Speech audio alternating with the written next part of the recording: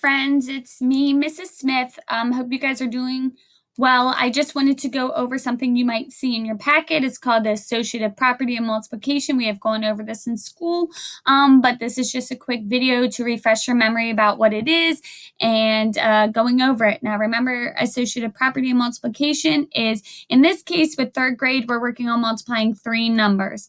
And basically, no matter where your parentheses are, the groups are, it can change, but however, the product is still going to stay the same. So basically what it is, yet again, is no matter how the factors are grouped, your product is still going to remain the same. That's why it can sometimes be called the grouping property as well. So if you take a look at the example here below, you'll notice that the equation says 5 times 4 times 2. You also have 5 times 4 times 2. So it's still the same three factors, 5, 4, and 2. If you notice, though, the only thing that is different is that the parentheses are in different places. You're just grouping different factors. So what it's showing you is that 5 times 4 is 20. You multiply what is in the parentheses first, and then you take that leftover factor and you multiply whatever the product is you got before. So 20 times 2 gives you 40. If you look over here, you have 5 times 4 times 2. They group the factors 4 times 2, which gave them 8. The remaining factor was 5. So 5 times 8 gave them the product of 40. Both of the products are 40. It does not matter how you group them, you will still get the same product. So let's go over another example. So what it's asking you to do here is that there are different ways that you can group the multiplication problem. 3 times 2 times 7. So what is one way that you could group these three factors? Sure, you could group the 3 and the 2. Okay, so you have 3 and 2. Another way you could do it is what? If I already grouped 3 times 2, what's the other way that I could do it? Go ahead and draw it with your fingers on the screen. Where would I put my parentheses? Absolutely. You could put them between the 2 and the 7. Group those 2's and the 7's. And no matter what, do the parentheses first, multiply that next factor, and you will still get the same product. And now below, you'll notice it says when you multiply three factors together, you multiply twice. So you have to multiply the group together first that you put in parentheses. So in this case, I'll put the 2 and the 4 together first, and I'll leave the 5 out. So that'll be my first multiplication, 2 times 4. So what is 2 times 4, everyone? 8. You should have said 8.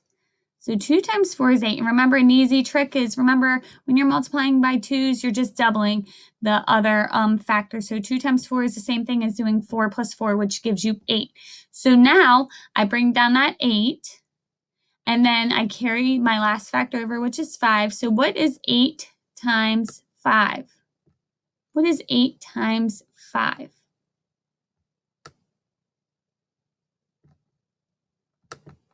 You should have had 40. Remember, 8 times 5 is 40. Okay, another way to easily remember that is if you see that number 5 as one of your factors, skip count by 5's 8 times, okay? Which means then that 2 times 4 times 5 gives you 40. So that is one of the ways that you can solve this. Now, remember, it does not matter where you want to start your parentheses. I always try to find numbers that might be easy to multiply first and then go from there. One more way, an example I want to show you real quick is it tells me to find the product of 2 times 4 two different ways. So in other words, it's grouping the factors two different ways. So in this case, they put the parentheses around the 2 times 2. So they decided to group 2 times 2 first. So 2 times 2, that's a simple one. Shout it out. Should have gotten 4. Okay, so 4 then, we brought down that next 4. 4 times 4 gives me, see if you can solve that.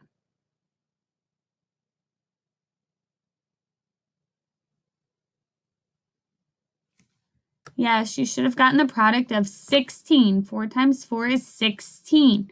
So if we do this correctly, we should have the same product over here, because remember, it doesn't matter how you group them, you will still get the same product.